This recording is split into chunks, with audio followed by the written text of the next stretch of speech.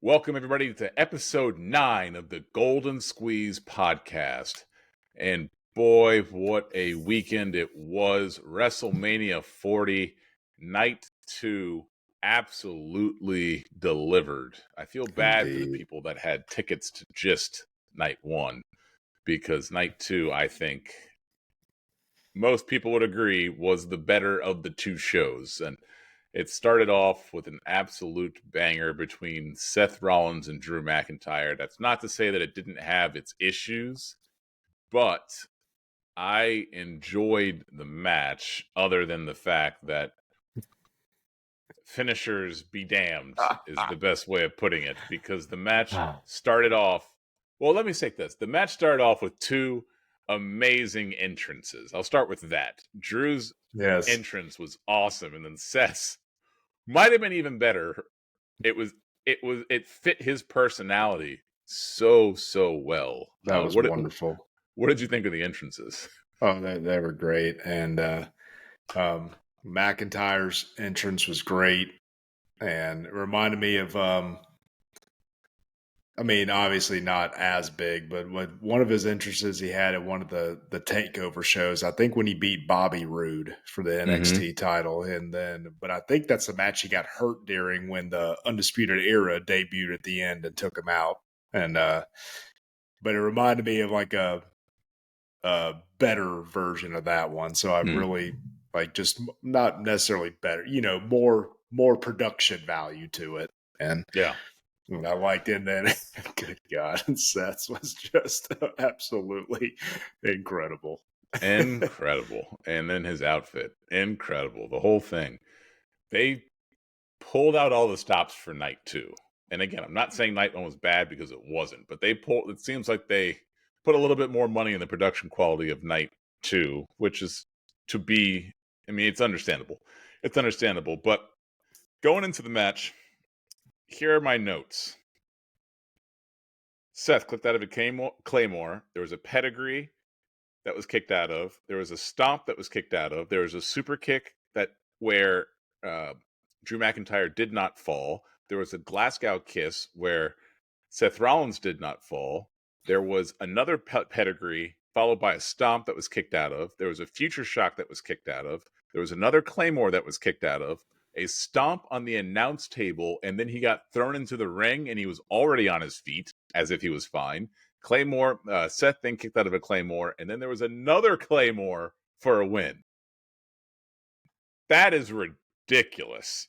No, absolutely ridiculous. And I enjoyed this match. I enjoyed this match. I enjoyed the aftermath of this match, which we will get into.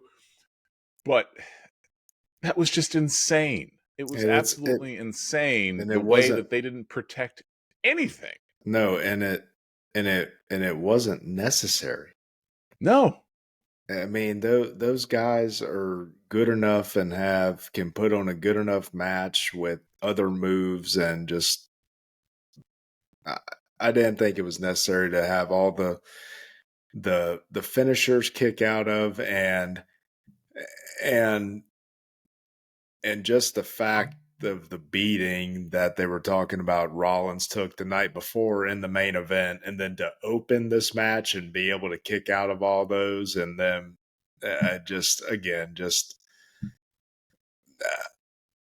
listen, I get it. I understand they've done this with kicking out of the finishers, like from each one, especially if they're the champion, the false finishes, whatever. It's something they've gone back to time and time again. But I thought, for the story that was being told about Seth, should he have done this, or biting off more than he could chew, it just didn't make sense, because he was in a 47-minute match the night before, and then led off the card, and just like it was nothing. And I just, I don't know. But yeah, the way that it all went afterwards, it was, hey, I know what it was leading to and everything, but I didn't, and listen, I know the flack that the Sheamus Daniel Bryan match caught when he kicked him and the match ended. I know that match took a lot of heat. I'm not gonna lie. Had that ended with that first bro kick, Claymore. Claymore, I know what a great match both those two are capable of having, but in the context of storyline and him going through hell the night before, I would have had zero issue Yeah, with it ending that way. I wouldn't have had any issue either. I think that you can justify him kicking out of the first Claymore.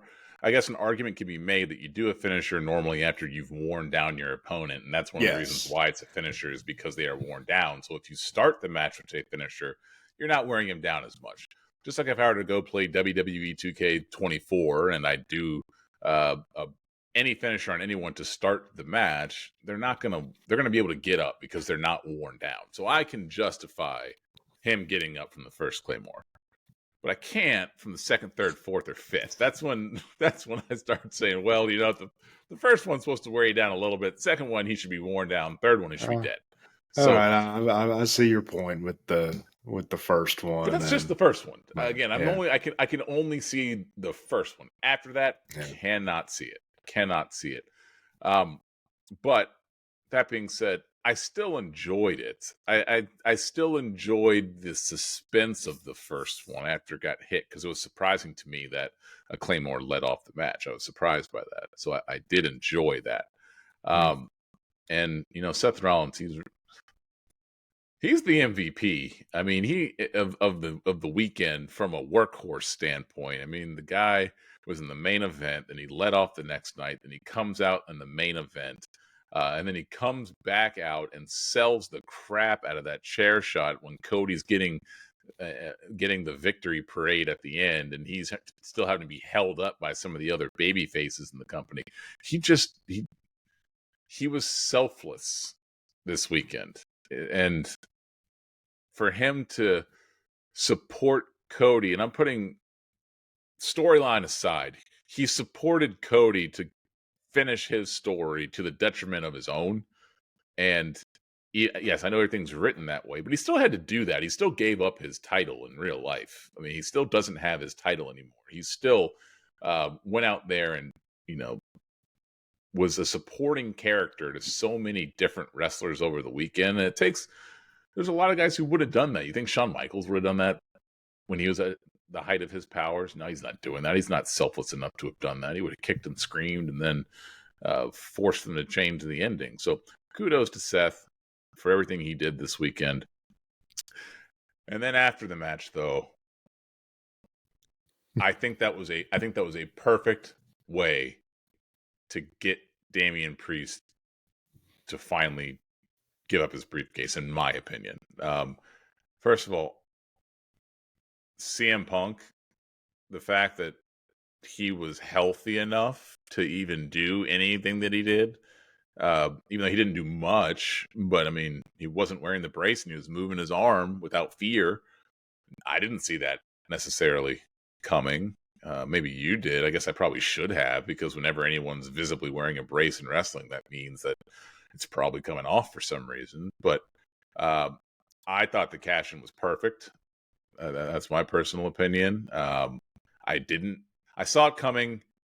I saw it coming after Drew was on the ground, but prior to that, I don't know if I saw it coming. But once CM Punk started attacking him, I thought this would be a perfect time for Priest to cash in, and then he did. And I still got excited for it, even though I kind of saw it coming. I was still excited for it. And I did not think that it would be believable for him to cash in until that moment. And then I was like, okay, this feels right. It doesn't feel forced. This feels right. But what did you think? No, I agree. The cash in made sense. Guys just been through a match, all the finishers hit on him, and then he, got beat down, and I get all that, and yeah, no, it was a good moment, good cash in, but I again, it's just one of those things. I know they probably had this plan uh, for a while, but I there's so many other times it would have made more sense to me. Like when Seth was in a last man standing match with Nakamura and could barely stand up at one of these events, and some of these other ones where he's really selling the knee injury and this and that, and he retained, and no, there was no cash in attempt when he's like on the ground and having to be helped up. I mean, just stuff like that. I can't help but it's just the way I am. Like I like Yeah, nitpick little things like that. But the cash in itself, no, I didn't have a problem with. But I can't help but to think. And again, you're talking about workhorse and making sacrifices. Yes, I understand. They prolonged it, let McIntyre have his moment in the ring, with the belt in front of fans, talking to his was that his girlfriend or his wife that was hmm there, and all of that. But then it's like, okay, did you really have to do it then at his expense? When he just got it back. But I mean, who knows? And again, this is all being said, not knowing what but conversations are being had by these guys backstage, and what's going on with a lot of that. And also too, I have to remind myself that that came together just like the Sammy and Gunther match. This all came together once Punk got hurt. That no, is why that match happened. And so I have to remind myself of that.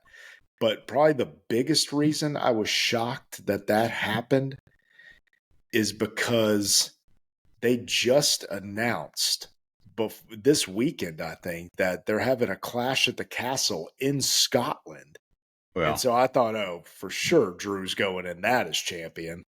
And then so when it didn't happen, I was like, oh, all right. Well, but again, I mean, I don't know. There could be some things changing in the meantime. That he could still go in there and fight for the title in Scotland, and they could do a whole arc for the dismantling of the Judgment Day, and even though it wouldn't be a long reign for Priest, storyline continuity and going down that road, that could be a possibility too. So here's the thing I'll say about that. I thought from a storyline perspective, it was perfect. And the reason why I thought that was because for months, Drew had been harping to Seth about not prioritizing the title and having a situation where he was always focused on Roman.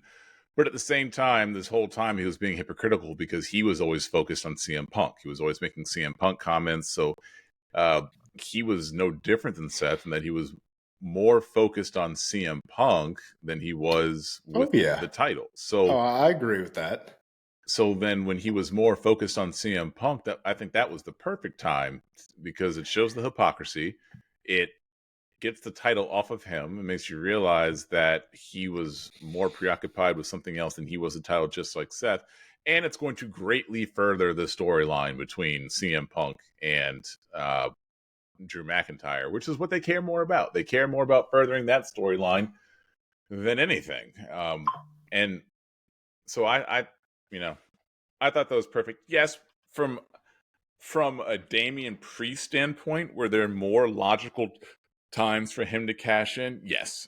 So I agree Yeah, with you there. But from a WWE creative standpoint, I thought that was the best thing for them, yeah. in my No, opinion. and I agree with everything you said about that. That makes sense for McIntyre being focused on Punk too much and all that. I do. I agree with that. But and that's all. All I was saying is I can't help but to think, wasn't he basically hopping around celebrating on one leg after this match and this match and this match and gone through a Yeah. table 4 times in this match? Or and then also like the biggest thing is they just had another uh big promo package for the Clash at the Castle event coming up, and so hmm but hey,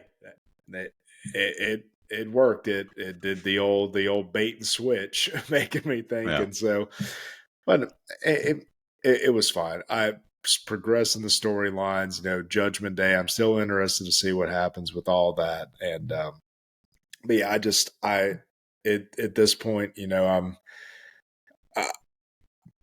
I, I still am going to have a hard time with all these finishers being kicked out of, especially when it's not necessary to have all those types of false finishes with two fantastic professional wrestlers. And especially when they spent the entire weekend spitting in the face of Shawn Michaels and Triple H, and they did it in this match numerous times again. Like I don't know why Triple H is okay with this. Like, why is he okay with how many different people used the pedigree this weekend? Well, 4, 5. you know what they say, often imitated but never duplicated. So, I mean, hey, if Speaking it's of not, which, did, oh did you no. hear Roman in the main event? Oh, I thought we were going to get to this later, but yes, I We did. will, but When we're he, talking about often imitated when he did the crossroads and Cody kicked out and he goes, "Man, I knew this move. I knew this move was trash." he's like, that move doesn't beat anybody. Yeah, that move doesn't beat anybody. That move is trash.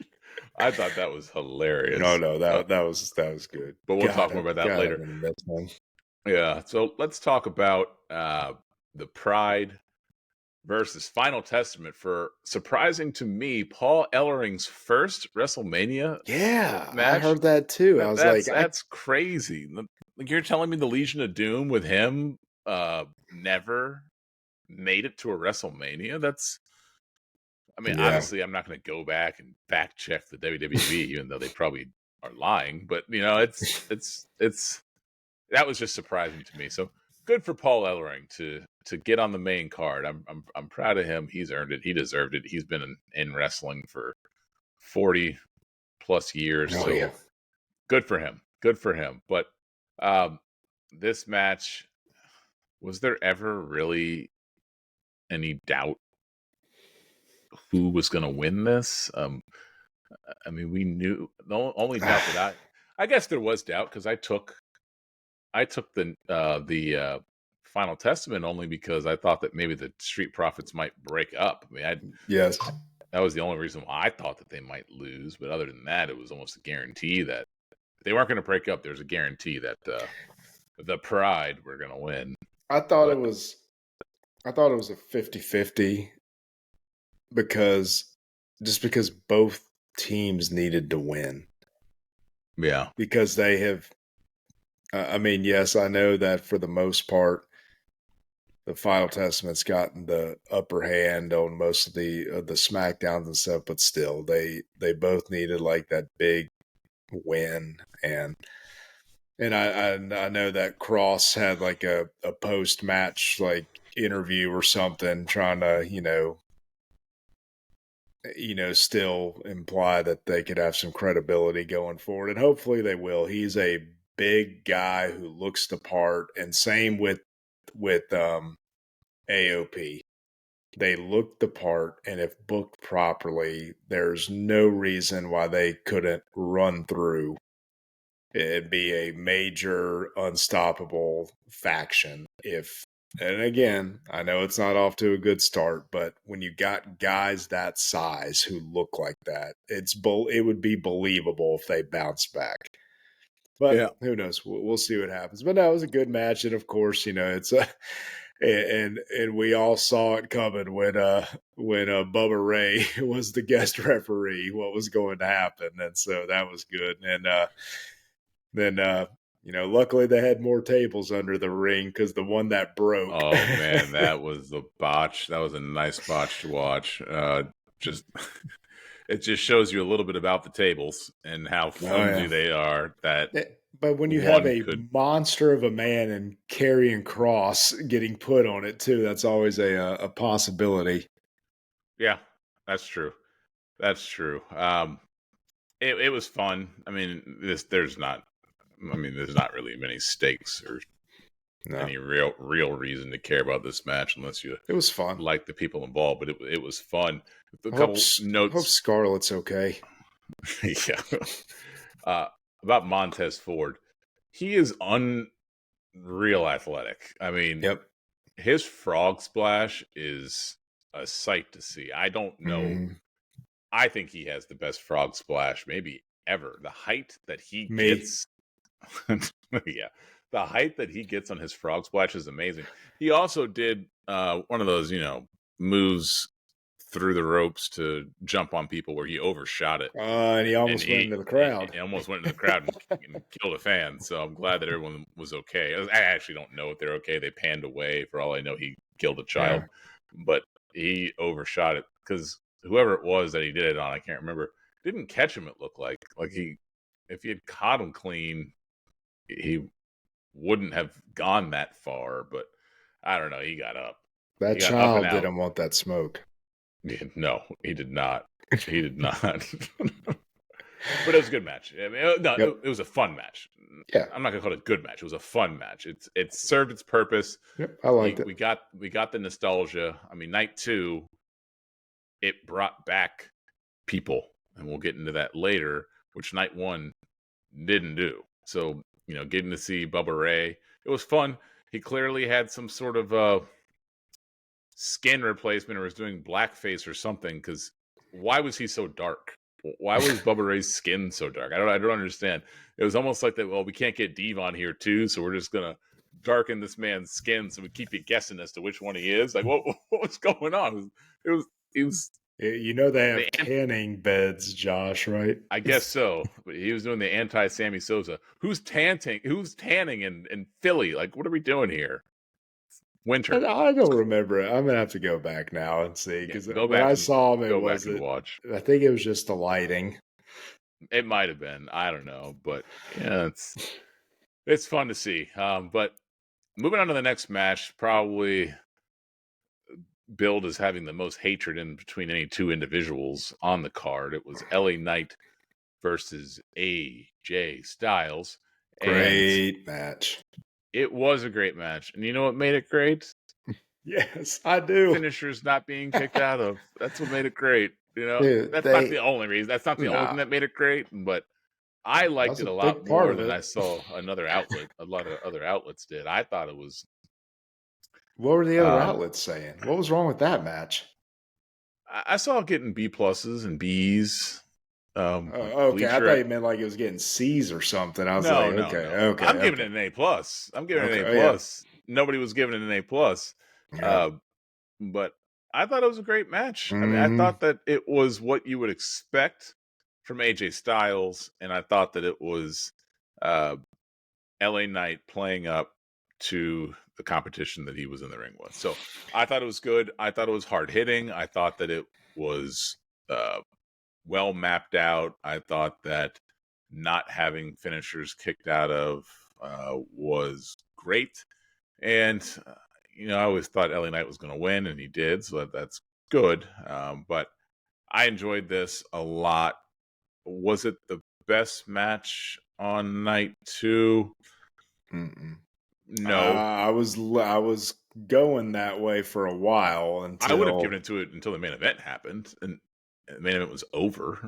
But uh, it was the best. Well, the main event was good because it was a nostalgia romp with pretty good booking. I mean, yeah. from like an actual wrestling standpoint, this was probably the best match, but it was not the one Mm. that I enjoyed the most. It was. I may disagree with that, but we'll get to which one later. Okay. This one, um, I really enjoyed it, and it was just a good old school wrestling match. AJ Styles is great, and uh, I don't think it's just it's just wrestling up to the competition because he's consistently done that since he's been on the roll and his overs. He has been and got those opportunities. I enjoyed the match with Roman, and I liked the way they booked him in that match where he, I think, I don't, yeah, because I don't think they had Roman kick out of his finisher. I think Jimmy threw the foot up on the rope, so they didn't even have Roman kick out of it. Yeah. And it was, but no, he did great in that match. Didn't look out of place. He's never out of place on the mic. But this match just was a good old school wrestling match. Two great guys going at it. And I thought that was and AJ Styles always has great matches. I thought this was one of uh, AJ's best matches in recent memory Yeah, because it was good. I was kind of let down a little bit. I don't know why. Maybe because of who it was. I expected a little bit more, but I was so pumped about him versus Rollins for that title in Saudi Arabia, and I just didn't. When it was said and done, I didn't like it as much. Yeah, I agree. But this one, man, I thought it was great, and Yeah. like you said, no finishers kicked out of, and just it was old school stuff like you'd always see, or that you always see with when Styles locked in the calf crusher, LA made it to the ropes, nothing screwy with like a referee getting knocked down or anything. He just made it to the ropes, broke it up, and I love the old school exposed concrete back body drop. I have not seen Mm-hmm. that in a while. Last one I can think of was Ciampa and Gargano NXT. But Okay, okay. And that's the last didn't one I can think of. and Stone Cold took a exposed back body drop against Kevin Owens, right? Did he? Like, I mean, it wasn't the peeling it back like that old school, but I think out in the arena during their street fight. But Oh, but you gotta peel it back.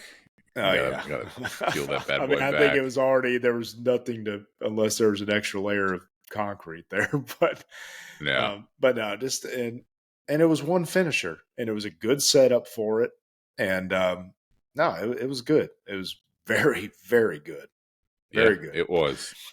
It was. We'll see what happens going forward with the two of those gentlemen, whether or not they continue this feud or whether or not they move on from it. We shall see. If But Knight keeps wrestling like that and is still over with the crowd like that, they're going to put that belt on him at some point this year. I think which one? the main one. You think they're no Yes, I the do. Universal title? Whatever happens after the draft, whatever show he's on, yes, absolutely. Okay, we'll see. I mean, We, they had confidence enough in him to put him in the main event against Roman Reigns, and he did very well then. And that's I aside mean, from they put Logan Paul in the main event with Roman Reigns. okay, well, that was the crossover star power thing, and Yeah, okay, we'll see. yeah, I We'll think see. I don't think they're talking about they're listening to the people, and they still love that guy. If they were listening to the people, then Hornswoggle would have been there yesterday. And he got brought up yesterday too by Pat McAfee. Yeah, but he wasn't there. They I only did was know, tease me. I know, Uh, I know. but moving on to the next match, it was the triple threat for the U.S. title with Randy Orton, Kevin Owens, and the aforementioned Logan Paul. I have issue with Oh, the amount of advertising that the WWE is starting to do, I don't. especially with Prime in this match. To me, it detracted from the match a little bit. Like, No. okay, the ring is Prime. They have a Yes, Prime hydration station outside. of They course have they do. What if you're Speed come out thirsty? and they have Speed come out in a Prime Of costume. Like, course they did. we have Logan Paul, who's the owner of Prime. Like, it was a lot to me. It was just a lot, and I mean, and that wasn't the only issue that I had. There was a stunner that was kicked out of. Uh, uh, Randy kicked out of getting hit by brass knuckles. The RKO was kicked out of. There was a lot, not nearly as many kickouts as in the first match, but kickouts nonetheless. You're getting hit by brass knuckles. You shouldn't be kicking out. But Orton did fantastic at selling those knuckle shots. Like when he took the rib to the head combo, like and just crumpled like a heap. It yeah, and what's his name? Speed. What's his name? yeah, Speed. Speed. I show Speed. He's a Yeah. Twitch TikToker type guy, and I'm not gonna lie, for I thought I was racist, and I thought it was KSI for a second, but they told me it was Speed. I was like, okay, I'm too old to know who these He people had are. like the same facial expression as KSI did last year when he popped out. And Yeah, so I thought it was him. and So, then but in defense, when all you can see is a small portion, of I his mean, face, yeah. I mean, yeah. um, I was like, oh my god, it's KSI. Oh, never mind. No, it's not. That's not KSI. and It's Speed but I don't know if you saw the picture backstage after the match with a when neck brace on. yeah, and I never saw him move from the table once he got hit with the RKO. Yeah. Uh, and I was surprised that they had Logan retain. I I'm mean, not. good on. We talked about this. Where's SummerSlam? There was no Oh way. yeah, I There was forgot. no Yeah, you're right. possible way they were taking that title off it. As Listen, once much as WrestleMania started, I just blanked out my mind and was just like, yeah, I wanted to involve myself in the moment and not be thinking about things like where SummerSlam is. I just wanted to lose myself, and I guess I did because until this moment, I had forgotten that we both predicted Logan Paul to win, and that it was because it was in Cleveland. Uh, now I must admit, I thought for a moment like, maybe KO's gonna win. When in a callback to the night before, Sammy was waiting for him to go out. yes, yeah, I was like, oh, maybe they'll do it. And there were a yeah, couple times I thought it was gonna happen. There had some false finishes in there and stuff getting kicked out of, but it and at the end I know God, there were so many people I saw like putting this as a low point and don't think he should have. They're like, not taking away from the quality and the hard work and the effort he puts in, and it was a solid match. It's like I'm sorry, but as soon as they announced this year's SummerSlam was going to be in Cleveland, that should have got everybody prepared for what was going to happen, and there shouldn't have been that much griping about it because you had, as soon as that announcement came out, you had plenty of time to prepare yourself for it. And I mean, that would be like somebody complaining about Gunther losing, knowing it was going to happen. It's just preposterous. And yeah. nobody should be complaining about Gunther losing. You're supposed to make fun of me now because I'm still complaining about Gunther losing. Listen, I'm not gonna make fun of you. There's what is it, 7 stages of grief? You're still in denial. You'll get there. You'll get there. It's fine. I had You a just need to dream Gunther understand. didn't really lose, and it was all But it it's was all a good that he trick. lost. No, It's it's not. good that he lost. Yes, it No, is, because it's now we not. can move on. He's bigger than the Intercontinental title now. It even He's going I'm to the just World Heavyweight title. It's his. He's going to that get it eventually. that would be awesome. Yeah, But anyways, it'll be his. I'm done for this segment talking about Gunther losing. Let's move on to the women then. Let's move on to Io Sky and Bailey. And I was almost 100% positive that we were getting Wacky Waving Inflatable Arm Tube Man. And when we didn't, I was actually so in denial about it that she had come out to her entrance and she was halfway down the ramp. And I was like, oh, she's going to run back up there and they're just going to pop out. I really thought it was going to happen. And then it didn't. She had the Egyptian theme entrance. I liked it. Yeah, it was good. It's just I wanted something different.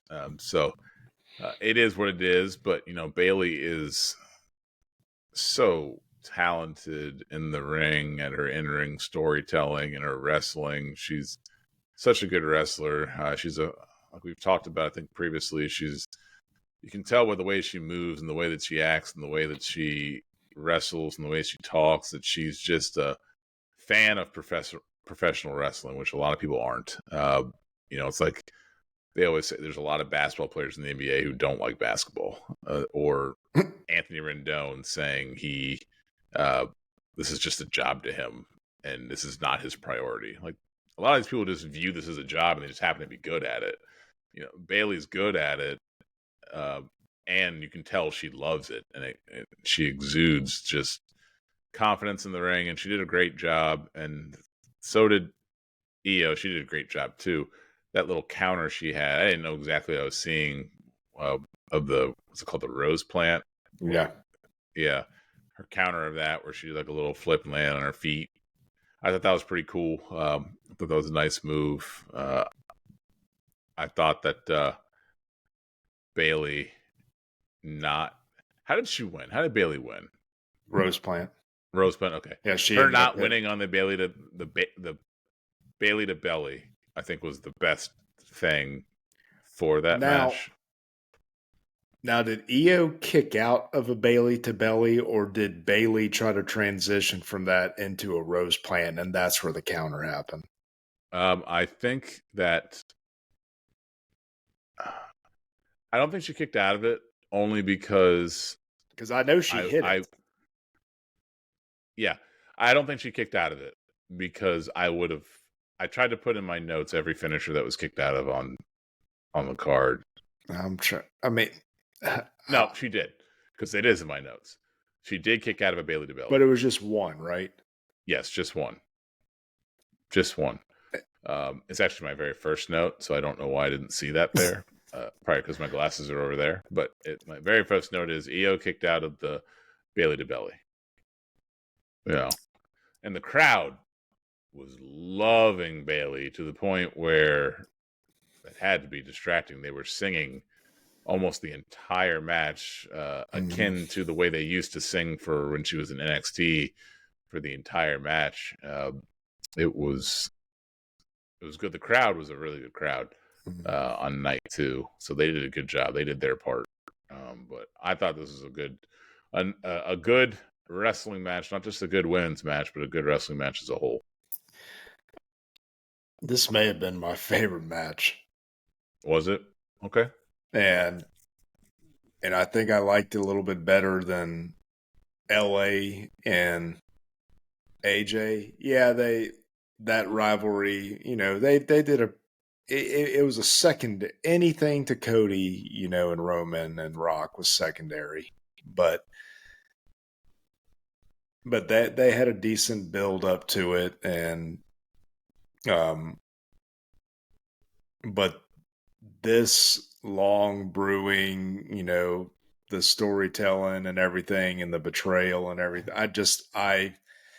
I enjoyed it, and man, until you get a match like that, you forget how good Io Sky is, because they didn't showcase her enough the past several months, and Yeah, she's been. it's a shame, because I mean, she could have had a fantastic run that would have been talked about in the same way that they talk about some of the runs that Charlotte or anybody else has had. She is that talented, and that was a great wrestling match, and she's so good.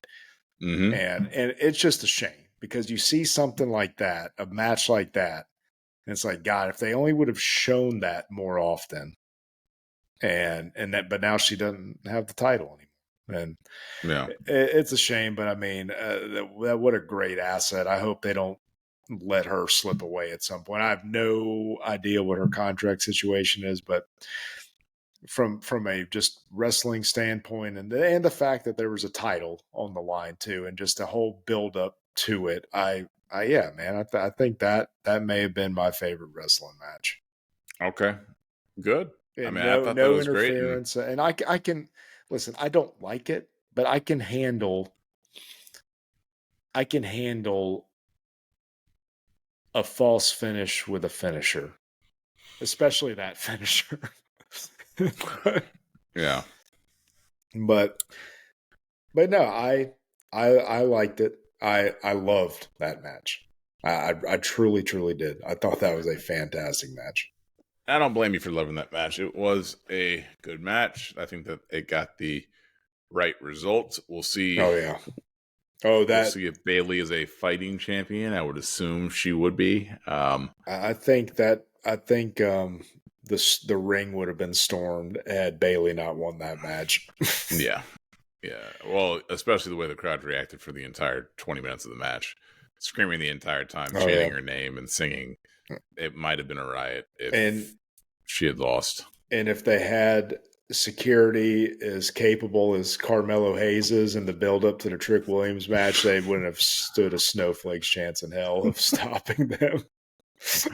Yeah, run through him like the security that Rhea Ripley ran through. With Becky. Yeah, Becky. Oh man. And then there was the most anticipated match in WrestleMania in a long time. Hmm. Roman versus Cody. It did not disappoint, Nope. in my opinion. The way that they handled everything, I thought was damn near perfect. Are there things I would have changed? Yeah, of course there's things I would have changed. But that being said, there's nothing that happened that detracted from the match, in my opinion. Um, Starting off though with the entrances, Oh yeah. they were again incredible. The first match and the last match entrances for night two were great.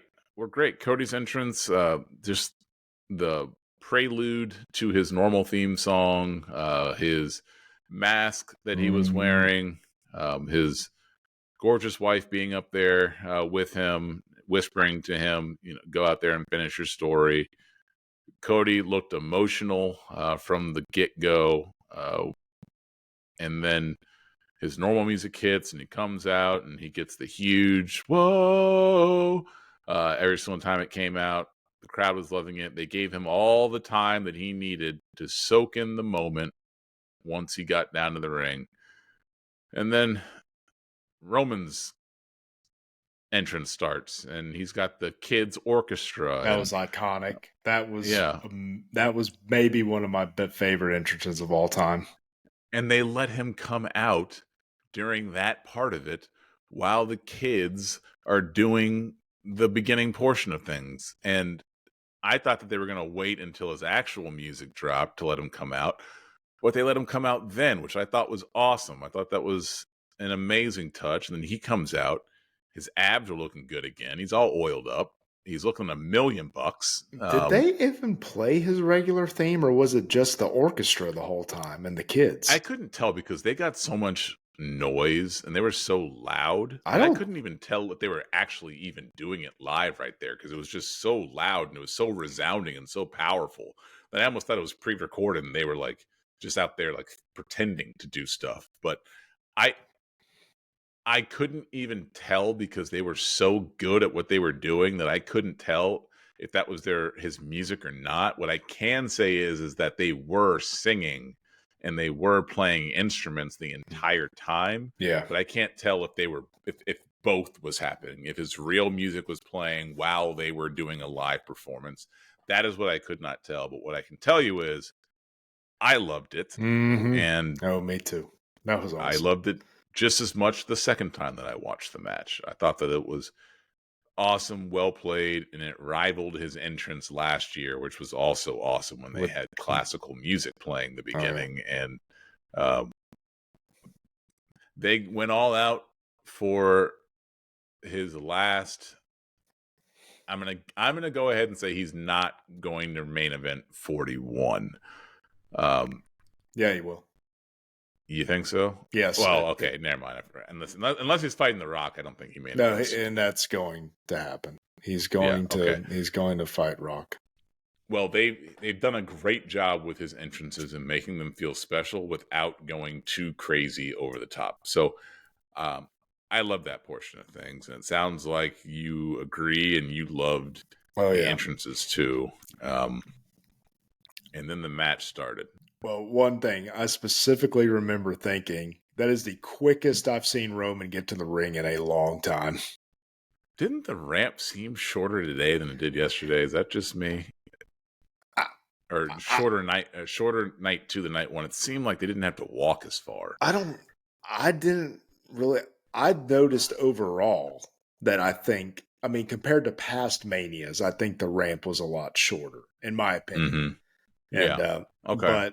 but I mean, Roman definitely wasn't as slow and methodical. He was like getting there with. I'm with you. I figured he'd be on the stage longer, but no, he was getting to it. I was like, oh, they must be on time constraints here for everybody that's about to come out, and so he was getting it.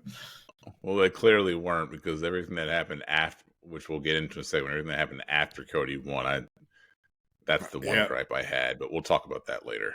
But again, maybe they knew some of that was going to happen, and that's why they wanted him to have that moment. And hey, Roman's had years of this, and Yeah, so yeah.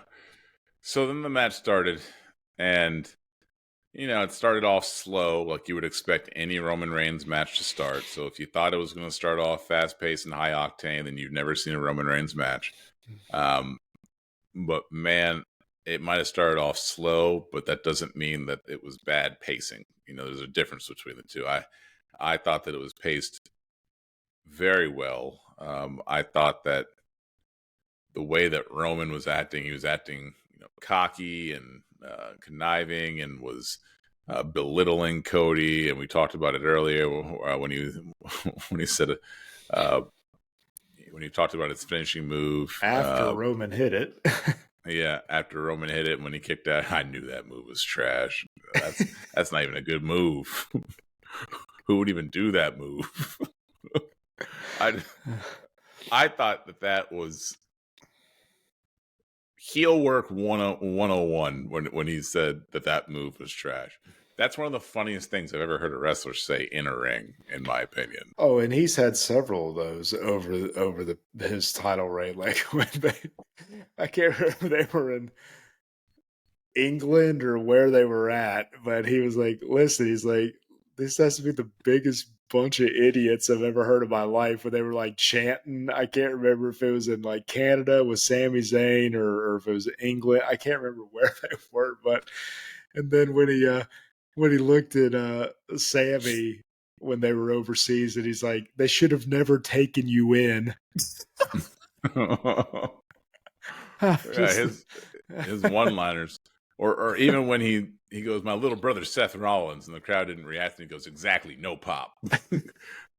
Like, I thought that was hilarious. Like, but we're gonna miss Roman. We're gonna miss Roman, I think. Even though he might have not been a fighting champion, he I might miss have him already. been absent. There was such an aura to him and that's really what separates a lot of these guys from other people, is just that some people just don't have an aura to them. And when you are the WWE champion, when you're the Universal champion, you need to have that aura. Brock Lesnar, he's got that aura. When he's there, it feels big. When Roman, towards the end of his run, when he was there, it felt big. When The Rock is there, it feels big. When Stone Cold's there, it feels big. There's a lot of guys who can be champion. It doesn't feel big. When Miz had his title run, it didn't feel big. When a guy like Chris Jericho, who I love Chris Jericho, but when he had his title runs, it doesn't feel big. There's just guys out there who are great wrestlers, and they can be a champion, but you can't have them have too long of reigns, because it just doesn't feel important enough when they have matches. But whenever Roman has a match, it feels important. And it's a testament to him and all that he overcame from when he got originally booked, when he left the Shield, to now, overcoming suffering succotash, overcoming John Cena, obliterating him on the mic in the ring. He overcame a lot to become a character who is 100 times more confident than you ever thought that he could be, based off of the way that he was when he first started getting booked as being a powerful champion. So kudos to Roman. Kudos to his in-ring psychology, his in-ring work. He even tried out a couple new moves. He did a perfect plex. Yes, he did. Out of nowhere, he did a perfect plex, and it was just great. And even before the shenanigans, I was enjoying what I was watching, even before all the shenanigans started. And we'll get into those shenanigans in a second. But let's talk pre-shenanigans and post-shenanigans. So what did you think pre-shenanigans? No, I thought it was good, and the perfect plex, attempt. I thought just the confidence and arrogance that, depending on what you want to call it, whether he was face or heel for Mr. Perfect. I thought that was a very fitting move for Roman Reigns to bust out of the And I'm not gonna lie, part of me was hoping he would talk about just exuding arrogance. I was hoping he'd put in a Rick Bartel style Boston Crab and just do the while he was doing it and waiting to see if he would tap. I was like, oh, Oh, maybe, but it did not happen. But did not. It uh, did not. but no, it was good, and I was very surprised. I envisioned it much differently. That it was going to be some preposterous overcoming of the odds. Like it was basically going to be a bloodline lumberjack match or something, I and was then just shocked when those kids were singing in the choir, and then in walks in Roman and Paul Heyman. mhm, I was shocked by that. I yep, was sure it would be Roman, Paul Heyman, The Rock, Jimmy, yeah, and Solo. That is what I thought it would yep, be, that would have and it made wasn't. sense. But Yeah. And if we're being really honest, the way they did it doesn't actually make sense, but I'm so glad that they did it that way. It doesn't, if the Bloodline Rose, that makes no sense for him to come out with just Paul Heyman. It doesn't. Like, yeah, why do we need why do we need an element of surprise by and, bringing in the other guys? and that could have been something as simple too as like something during the show or pre-show, like Jimmy getting off. It's like, oh, Bloodline rules tonight, and then like we'll be out there like, hey, nah, let me go out there and handle business. He's like, but you'll know when it's time or something along Yeah. those lines. I mean, I think it very well could have been easily handled in something, even a promo on SmackDown or Raw leading up to the match. But I mean, I guess that you had to see what happened Saturday night first. But again, I think that easily could have been handled with some sort of pre-match, just um, promo or something. But Yeah, but it could have. again, I'm not mad at it. It didn't detract from it no, no, from me. no. Um I was just surprised. But yeah. But that was pre-shenanigans. And then the nanigans yeah, started, and they were kicked off by Jimmy Uso yep. coming down, super kicking Cody Rhodes out of nowhere. Hmm. Uh, and then a battle ensued, and then all of a sudden, out of nowhere, Mr. Yeet himself, Jay Uso, comes down the ramp. My gripe with him coming down the ramp was he was coming down like a freaking drunken sailor, slowly, to help a man who was getting beat up. Like, why was he? Why was no? Well, John Cena was the only one who understood the assignment by sprinting down the ramp. Like, Jay is bouncing from side to side, What are you talking and about? The Undertaker used magical powers to appear in the ring. He didn't that's get true. hype before. That's true. That's true. Uh, but Jay, with the most like disingenuous, oh, I want to help you, Cody, but I'm going to go 1 mile an hour, and I'm not even going to make it anywhere near down the entire ramp. I'm going to wait for Jimmy to come up here, which was fine. I mean, I think that was kind of by design too, because of what ended up happening. Well, of course it was by design, but it doesn't make it make sense. Like, I get that it was by Neither does the design. Bloodline not coming to the ring with him, but Yeah. But then he spears them off the side, that was a good and spot. yeah, it was. It was a good spot, and I think they both died in that moment because I don't think we saw them again after that. They might still be laying there. No, because Jay made an appearance at the post-match party. Oh, okay. I was gonna say I don't know when the Eagles play again, but they might have been part of the 50-yard line going forward. uh, but that happens, and then the match ensues inside the ring, and then we get our old friend Solo, who all of a sudden is powerful again and I does a had Samoan. issues Uh-huh. with this part. I had issues with this part too because for months, Solo is this quiet assassin, and I use that term as loosely as possible based off of all of the losses that he had. And then now all of a sudden he's brazen, talking back to Roman Reigns, yelling at him to, finish him, and Roman yelling back, I know. And they're That was yelling funny. back and yeah, they're yelling back and forth. That was a side of Solo that we had never seen before that just kind of came out of nowhere to me, and I didn't think fit his character very well. And then the most absurd thing of all, you have ruined this man for months, and then you say, I'm going to ruin you one step further by making you do a Samoan spike that Cody's going to kick out of, and then we're going to have Roman Reigns do a spear simultaneously with you doing a Samoan spike, and we're going to have Cody kick out of that. I That was absurd. No, that part, and again, it wasn't necessary. Yeah. It was not necessary. Have Solo come in there, hit it, even if he hits him with the spike, and then when he's telling Roman to get up before he can pin him, then have Cena's music kick in and run down.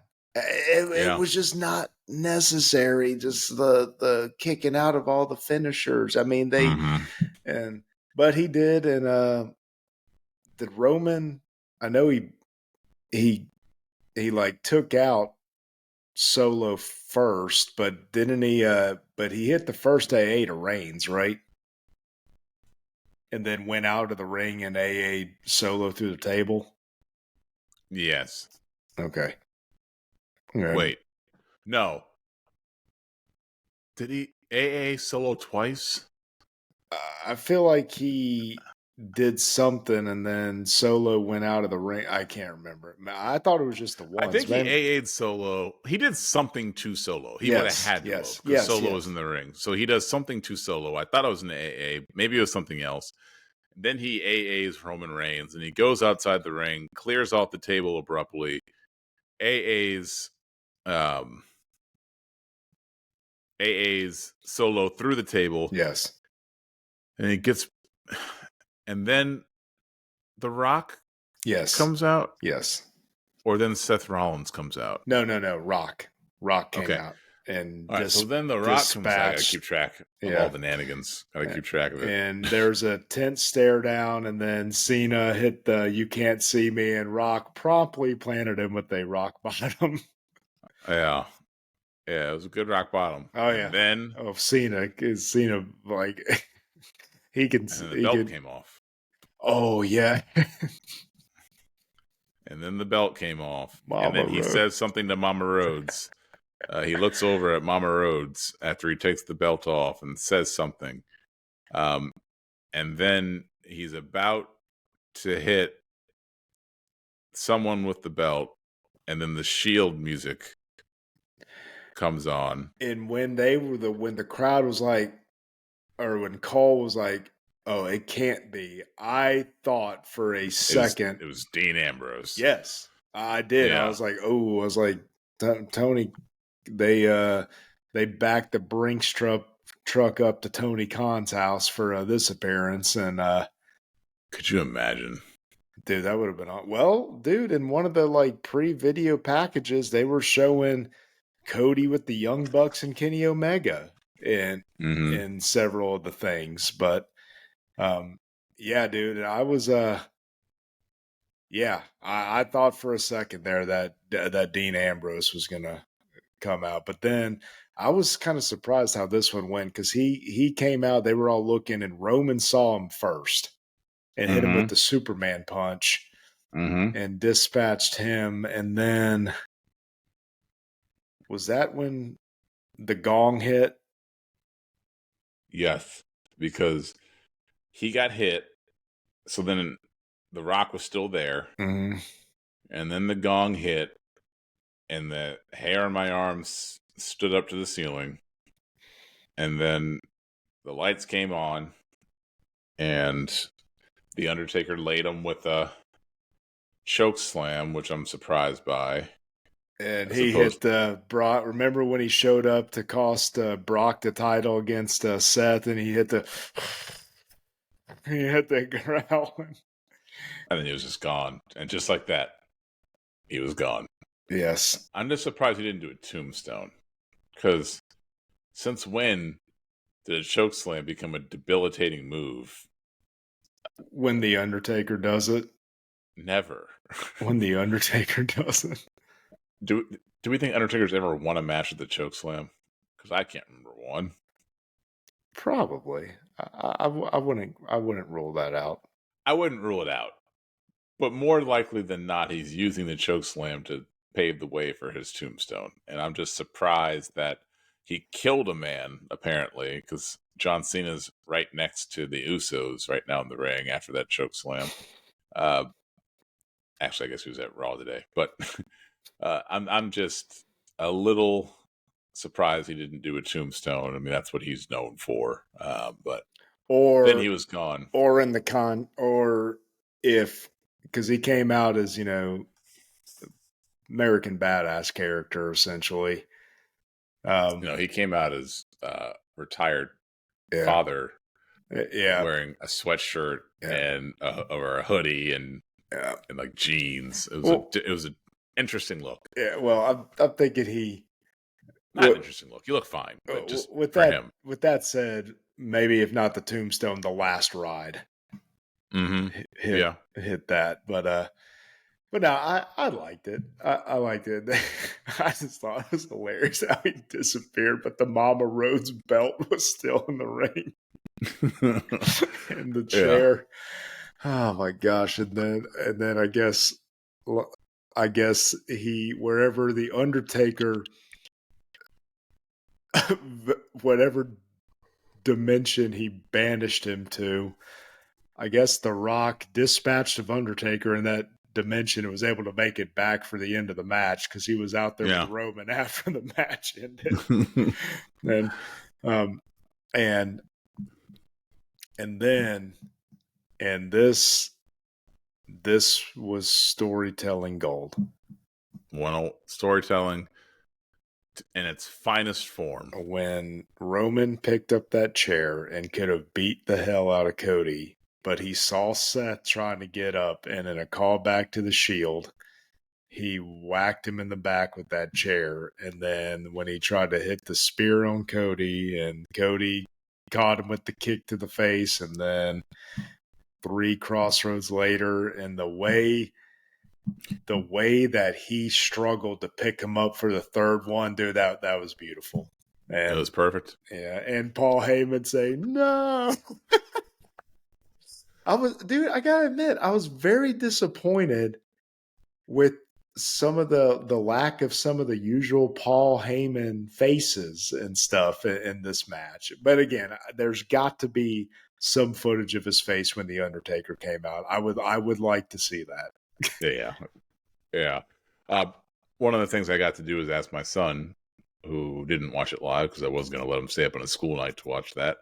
I asked him, who do you think won? He goes, well, I know who won. It was Roman Reigns. He always wins because Oh, my oldest is 7. Roman hadn't lost since my son was 3. So it's a situation where Roman's his favorite wrestler. He's only ever seen Roman win. He's literally never seen Roman lose since he started watching wrestling. So he said, well, of course Roman won. that's not And then true. He saw him lose to the Usos when he got pinned. okay, sure. He's had that title the entire time that my kids been watching wrestling. So when Cody Rhodes got the 1, 2, 3, he immediately jumped up and was shocked, just absolute shock in his face, not knowing what was going on, almost as if he didn't think that Roman could lose. And then he smiled because he likes Cody too. And then he smiled knowing that, yeah, okay, this might not be a bad thing. He had that title for so long. Now it's going on Cody, who's a formidable opponent, but it was just cool to see the innocence of a child when it comes to professional wrestling who got to see Roman Reigns lose for the very first time since he's been a wrestling fan. And it was an emotional moment. You heard Michael Cole choking up. Samantha Irvin could barely announce the winner because she was so sad. And at one point in She was so time, overjoyed, Josh, not sad. no, tears of sad as in tears of happiness. You can, but when Michael Cole said, "Damn it, I love professional wrestling," I mean, and that it seemed so sincere when he said that, because a guy like him, he didn't get in this business to have a job. He got in this business because he loves professional wrestling and he wanted to be around it. I'm assuming. I don't know him personally, obviously. And he's exactly right. It's matches like that that make you remember why you love professional wrestling. All the bitching that we do on this pod and via texting and things like that, this match reminds you of why we watch. And it might not have been a wrestling clinic, but it was a storytelling clinic. And it was overbooked, sure, but it was overbooked in the best way Yeah, possible. not as And bad as I thought it was going to be by no, any stretch. no, I thought it was perfect. Outside of Stone Cold not being there, I thought that it was perfect. And I you know, and I know we talk about it, you know how badly I wanted that glass to shatter and Rock to do the most preposterous flip out of that ring and then stumble back to the barricade and backflip again into the crowd after taking one stunner. Not five centers, just one, and do all that yeah, silliness. But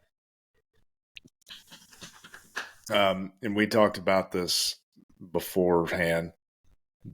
The Miz, they asked Miz about that, or something got brought up about Stone Cold not being there, and the Miz said, in the context of, you know, who should be out there, he thought Undertaker was the right choice because Undertaker, when he was there, was always the locker room leader. And he said if you got his seal of approval, it was a big deal.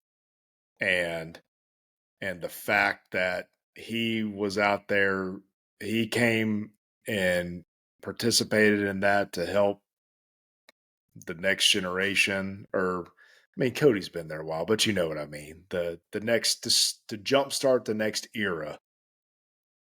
That is a big deal when it comes from a guy like that, and sure.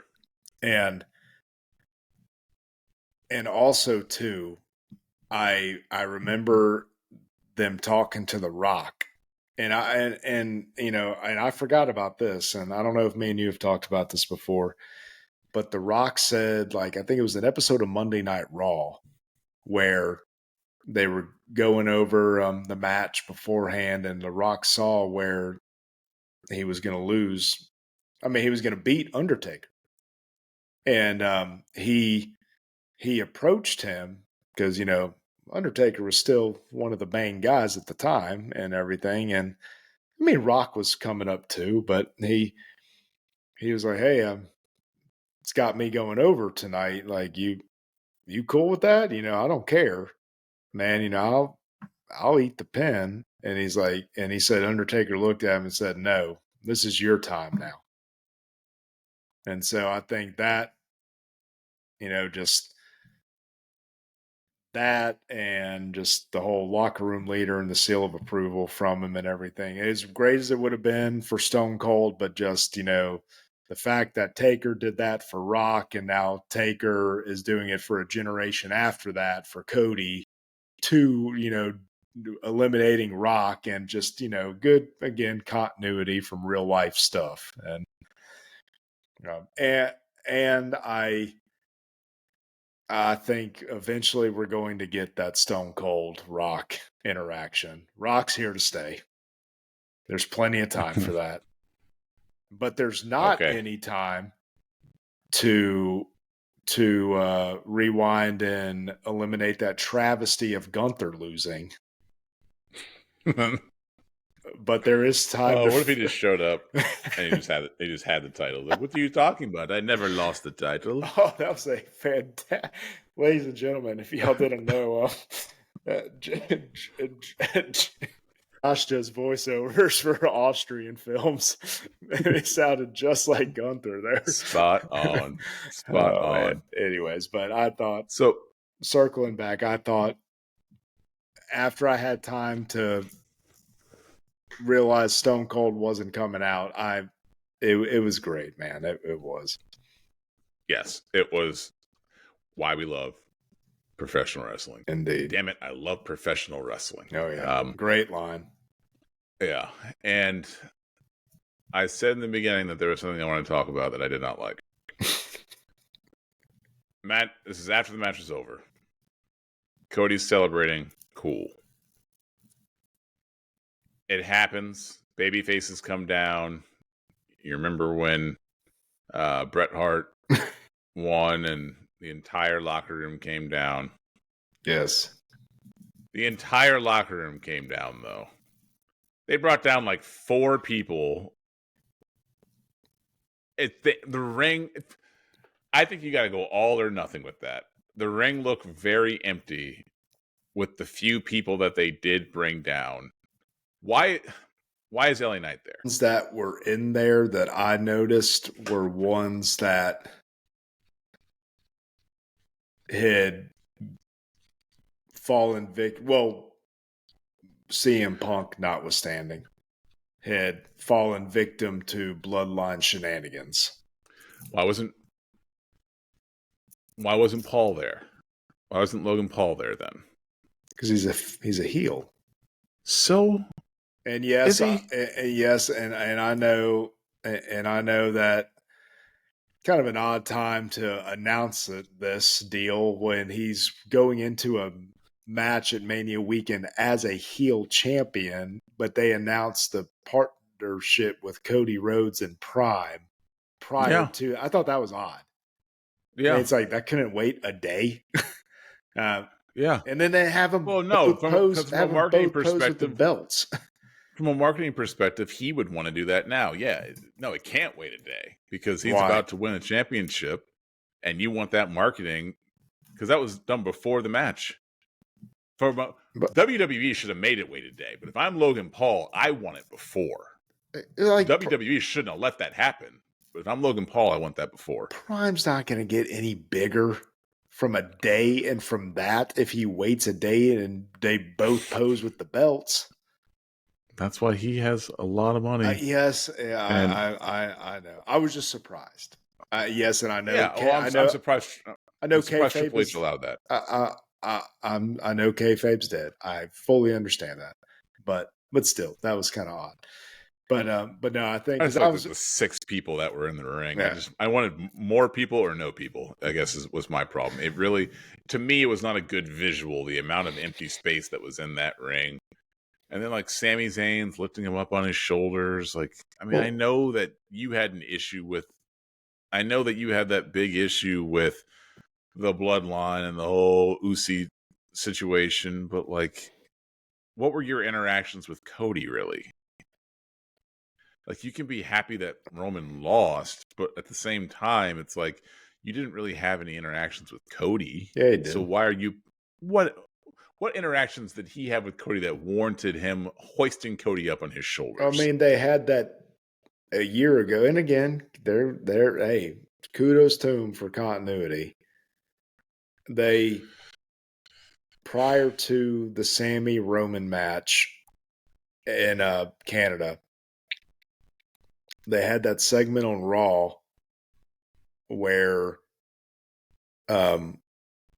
Sammy went out and was talking to Cody. He's like, "You really think I can beat him?"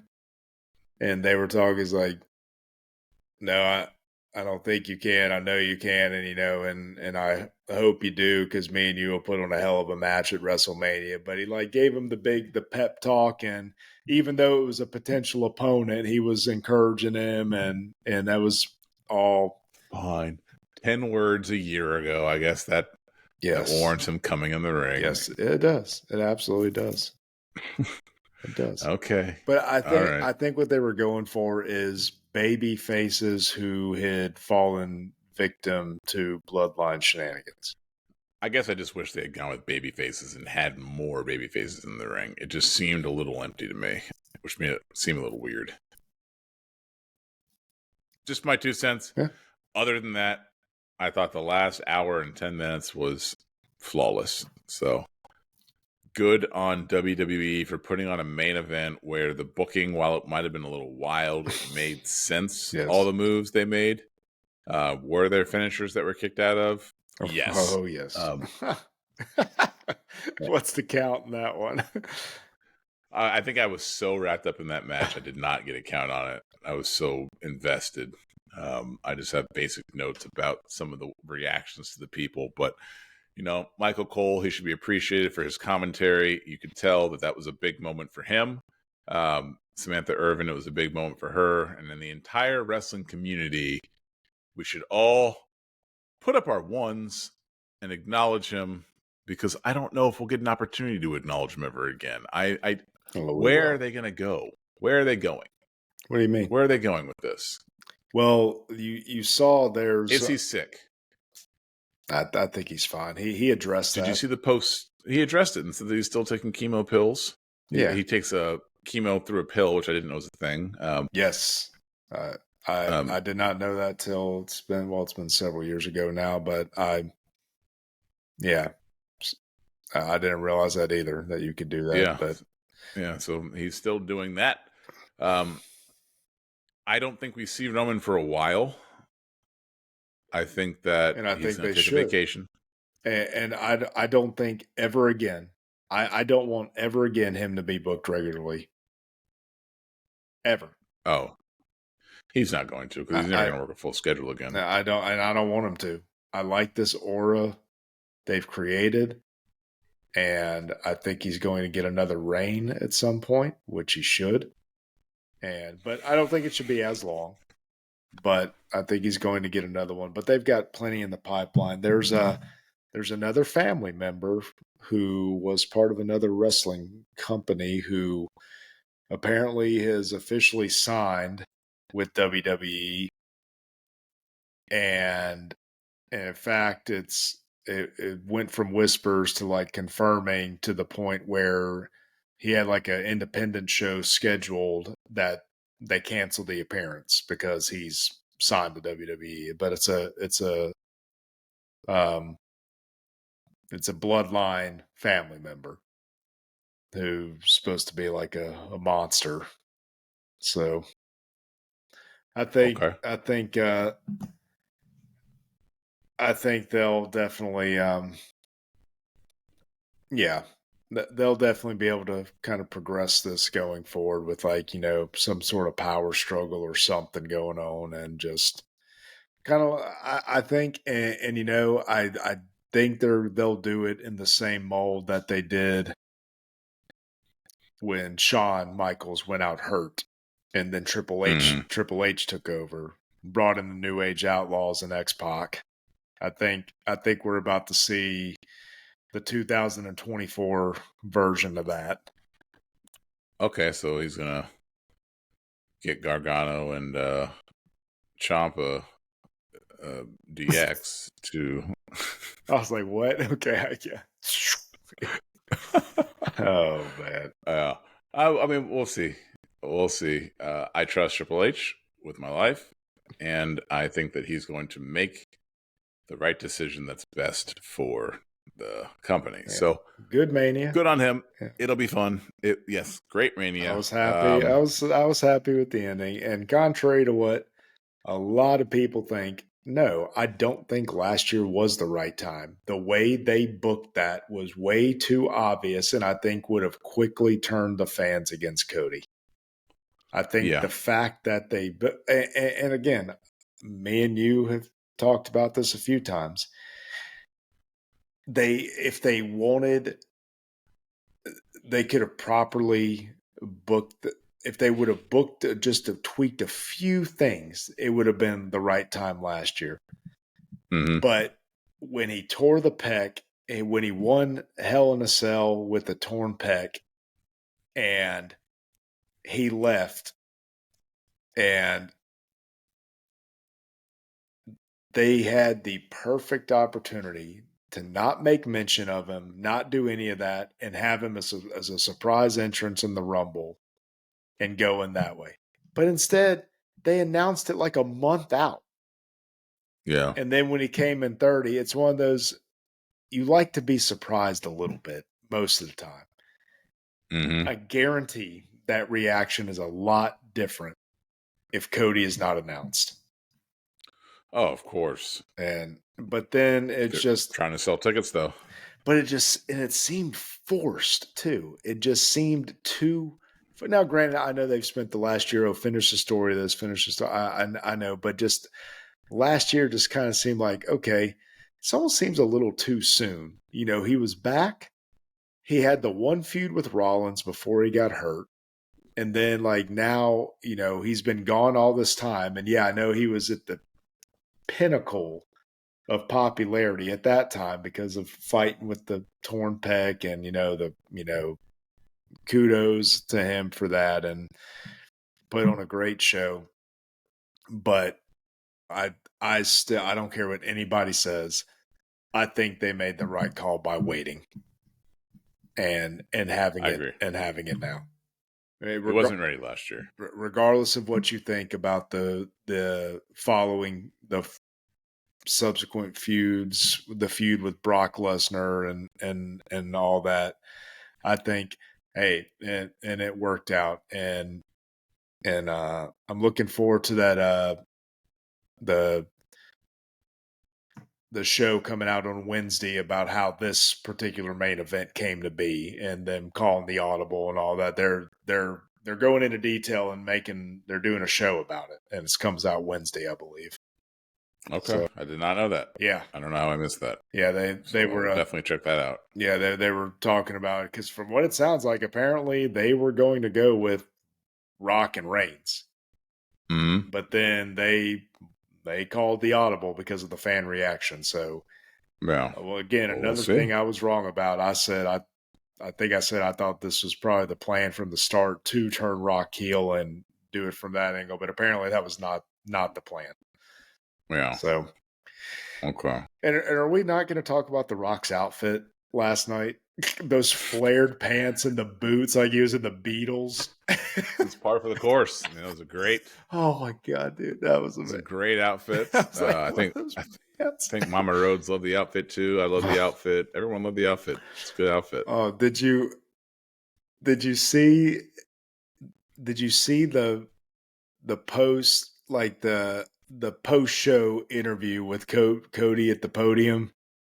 I did not. They're like asking how was it with his mom out there. It's like, here's something you may not know about my mom. She doesn't want to be on camera. She doesn't want to be Mama Rhodes, dude. I lost it. Mama Rhodes. With this belt, I bestow the blood of your son, Mama Rhodes. And next I will bestow your tears on said belt, Mama Rhodes. There you go. Embrace the inner rock. Embrace the inner rock. So why don't we wrap up with this question? Night 1 or night 2? I'm also a night 2 kind of guy. Triple H, you outdid yourself. Thank you very much for putting on a show. Your very first WrestleMania all by your lonesome. If this is what we have to look forward to going into this new era, the Triple H era, or whatever we're going to call it, I think that we are going to be in for a lot of fun. But that wraps up episode 9. One more of thing. I forgot to ask you. What did you think of Stephanie being back? I loved it. I was surprised by that. I did not see that coming. I'm glad in a good way. Well, In a good way. In a good way. I mean, I saw it coming because of the Hall of Fame ceremony. She was there and she was present and she was talked about and she was looked at and the camera was on her. And that's fair. So, that's fair. But I mean, that opened the door yeah. for her to be at something else, the way that Paul Heyman talked about her so glowingly, and them posting pictures of her backstage after the Hall of Fame induction ceremony. So I didn't really give it much thought of her being there, but I mean, when you look back, the writing was on the wall that she was going to be there based off all that. But very happy to see her. I don't think that she should be punished for the actions of her father. I've never heard anybody say anything bad about Stephanie McMahon. Oh no, I think she left because of all that nonsense that was going I on. agree. And I and agree. and when she came out, I was like, okay, that's when reality started setting in. Okay, Vince is finally gone. Because I don't Yeah. think if there was any chance of him strong arming his way back in, and then that on top of the fact um, he sold off all his so much stock that he owns in TKO and WWE itself or whatever, that he no longer, like, he has sold off so much stock that if he sells any more, I don't think he even has enough where he would be required to report it anymore. So I Hmm. think he is officially gone. And Yeah. but I was I You know was who needs to glad come to. back next? Oh no. Here comes the money. Here comes the money. Well, Dollar, dollar, dollar, dollar, dollar, it, dollar, dollar, it, dollar money. he still may not be able to walk after last year's Mania. I think that Shane McMahon, because I think that he's probably the same reason. You know, he got out of there. He couldn't take Vince's stuff anymore, and then he left. So I mean, Yeah, Vince. that was a love-hate relationship, because remember, he had left to do his own thing for like a while, and then Hmm. then finally, surprisingly, came back when he did, in that weird Undertaker feud. But Yeah, um, I always like seeing Shane though. oh I no, like Shane. I do too.